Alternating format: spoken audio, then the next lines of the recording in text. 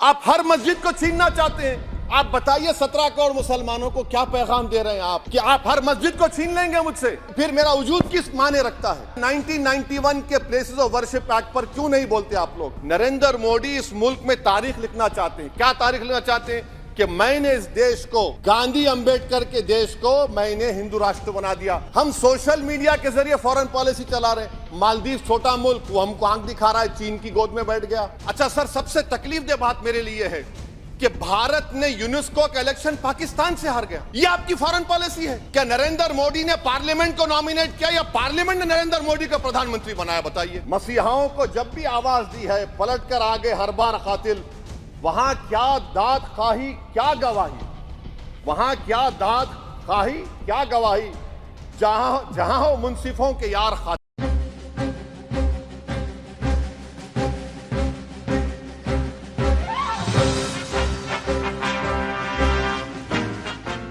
बड़ी जिम्मेदारी के साथ कह रहा हूं कि मैं अपने बचपने में जब हिस्ट्री पढ़ता था तो मैंने एक स्टैचू की फोटो देखी थी, प्रीस्ट किंग ऑफ मोहनजोदारो। ऐसा लगता है कि वैसा ही लग रहा है कि प्रधानमंत्री नहीं है बल्कि पुजारी सम्राट बन चुके हैं वो। और मैं क्यों कह रहा हूं कि हमारे सदर जमहूरिया ने कहा था कि 22 जनवरी एक तारीखी दिन है, बिल्कुल तारीखी दिन है। 22 जनवरी की बुनियाद 6 दिसंबर 92 को रखी गई। 22 जनवरी की बुनियाद 86 में ताले खोलकर रखी गई। 22 जनवरी की बुनियाद जीबी पंत ने रखी थी। इसीलिए तारीखी दिन है। और तारीखी दिन इसलिए भी है कि सर इसी ऐवान में 16 दिसंबर 1992 को हमने एक रेजोल्यूशन पास किया था। आप बताइए कि आज इस मुल्क में चाहे कोई सेकुलर पार्टी का हो या जो भी हो, वाले सब सेकुलर है, बुरा मैं हूं, किसी में हिम्मत नहीं है कि 6 दिसंबर की बात की जाए। और वो तारीखी दिन इसलिए भी है सर, इंसाफ करने वालों में एक एनसीएलटी के चेयरमैन, एक गवर्नर और एक नामजद शुदा रुकने पार्लियामेंट बैठे हुए थे। अब आप बताइए मेरे पास बचा क्या है? बचा यह है कि आर्टिकल 32 बचा है जिसको बाबा साहब अम्बेडकर ने दिया। आज मुल्क के 17 करोड़ मुसलमान भारत के वजीर आजम पर एतमाद भरोसा नहीं करते, बिल्कुल नहीं करते, बता रहा हूं, खुल के कह रहा हूं।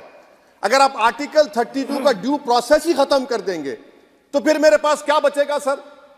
क्या बचेगा? मैं तो यहां खड़े होकर वो सुप्रीम कोर्ट के मायानाज बेबाक वकील दुष्यंत दवे की तरह तो नहीं कह सकता। मुझे आज भी रूल ऑफ लॉ में भरोसा है, मुझे आज भी कानून पर, संविधान पर भरोसा है, मगर ड्यू प्रोसेस तो फॉलो होना चाहिए। ड्यू प्रोसेस फॉलो नहीं हो रहा। एक तारीखी दिन 22 जनवरी था, एक तारीखी दिन 31 जनवरी था। सर रात के अंधेरे में अपील किए बगैर आप आरे लेकर रास्ता खोल देते हैं। क्या पैगाम दे रहे हैं सर? 600 साल की मेहरौली की मस्जिद को बगैर को नोटिस दिए आपने डिमोलिश कर दिया। मैं जिम्मेदारी के साथ कह रहा हूं कि भारत के प्रधानमंत्री और उनकी सरकार भारत के मुसलमानों से उनकी शनाख्त को छीनना चाहते हैं। ख्वाजा अजमेरी के आस्थाने पर चादर बिछाइए, मगर आप जो चादर मुझसे छीनना चाह रहे हैं, मेरी मस्जिद है, आप हर मस्जिद को छीनना चाहते हैं। आप बताइए 17 करोड़ मुसलमानों को क्या पैगाम दे रहे हैं आप कि आप हर मस्जिद को छीन लेंगे मुझसे, फिर मेरा वजूद किस माने रखता है? मेरा शनाख्त क्या माने रखता है? रूल ऑफ लॉ क्या माने? अच्छा 1991 के प्लेसेस ऑफ वर्शिप एक्ट पर क्यों नहीं बोलते आप लोग? आप उस पर कायम है नहीं है। आप 500 साल की बात करते, मैं आपसे कहता हूं भाई 500 साल पे मत जाइए, बौद्ध पे जाइए, जैनिज्म पे जाइए, शैविज्म पे जाइए, कहां रुकेंगे? अरे इस देश को आजादी मिली 47 में, संविधान मिला हमको बाबा साहब अम्बेडकर का, बराबरी का। उससे पहले तो राजा रजवाड़े थे, जमहूरियत नहीं थी, लोकतंत्र नहीं था, मगर आप उसको उस बारे में लेके जाते। अरे 500 साल आगे क्या होगा बताइए? आप किसी एक सिविलाइजेशन, सर अंग्रेजी में किसी ने कहा था, civilization can not be rewritten by hatred, history can not be corrected by demolition. आप ये नहीं कर सकते। और मैं उम्मीद करता हूं कि जब मौर्रिख तारीख लिखेगा, नरेंद्र मोदी इस मुल्क में तारीख लिखना चाहते हैं। क्या तारीख लिखना चाहते हैं? कि मैंने इस देश को, गांधी अंबेडकर के देश को मैंने हिंदू राष्ट्र बना दिया। मैं उम्मीद करता हूं कि हमारे भारत के हमारे हिंदू भाई देश के प्रधानमंत्री की सोच को नाकाम करेंगे। उन पर है, अब देखते हैं क्या होता है। सर नेबरहुड फर्स्ट की पॉलिसी है। नेबरहुड फर्स्ट क्या हो रहा है सर? हम सोशल मीडिया के जरिए फॉरेन पॉलिसी चला रहे हैं। मालदीव छोटा मुल्क, वो हमको आंख दिखा रहा है, चीन की गोद में बैठ गया।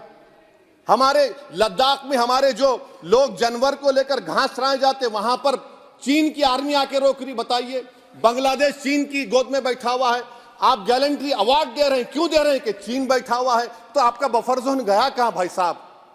आपका बफर जोन तो कहां गया नहीं मालूम, गायब हो गया बफर जोन।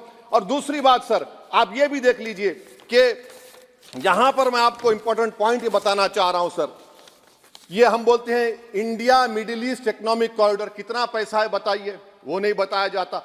अच्छा सर, सबसे तकलीफ दे बात मेरे लिए है कि भारत ने यूनेस्को का इलेक्शन पाकिस्तान से हार गया, हम पाकिस्तान से हार गए, ये आपकी फॉरेन पॉलिसी है।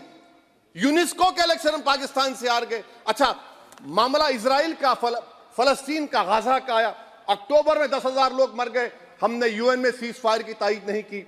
दिसंबर आया 20,000 मर गए, तो हमने तायीद कर दी। क्यों तायीद की?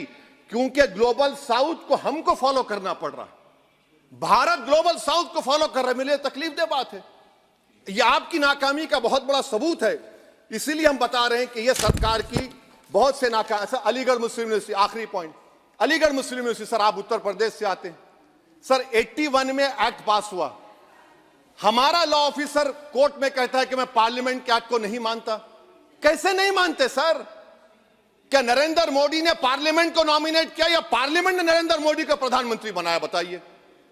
81 के एक्ट को नहीं मानते सर। 2 ही तो सेंट्रल यूनिवर्सिटी है मुसलमानों के, 1,80,000 आप ही के सरकार के दौर में मुसलमान हायर एजुकेशन निकल गए। आप अलीगढ़ मुस्लिम से छीनना चाह रहे हैं। Theory of separation of powers में एग्जीक्यूटिव हमको डिक्टेट करेगा, मेरी आवाज तो पार्लियामेंट है, अब मेरी आवाज के खिलाफ एग्जीक्यूटिव सुप्रीम कोर्ट में बोलता है। अलीगढ़ मुस्लिम यूनिवर्सिटी से इतनी नफरत क्यों है आपको? वहां पर तो हिंदू भाई भी पढ़ते हैं सर। ये अलीगढ़ मुस्लिम यूनिवर्सिटी का मामला है सर। तो मैं आपसे इस बात पर, इस शेर पर अपनी बात को खत्म कर रहा हूं सर। आप भी उर्दू दां हैं जी। मसीहाओं को जब भी आवाज दी है, अहमद फराज का शेर है जी जी, मसीहाओं को जब भी आवाज दी है, पलट कर आगे हर बार कातिल। मसीहाओं को जब भी आवाज दी है, पलट कर आगे हर बार कातिल।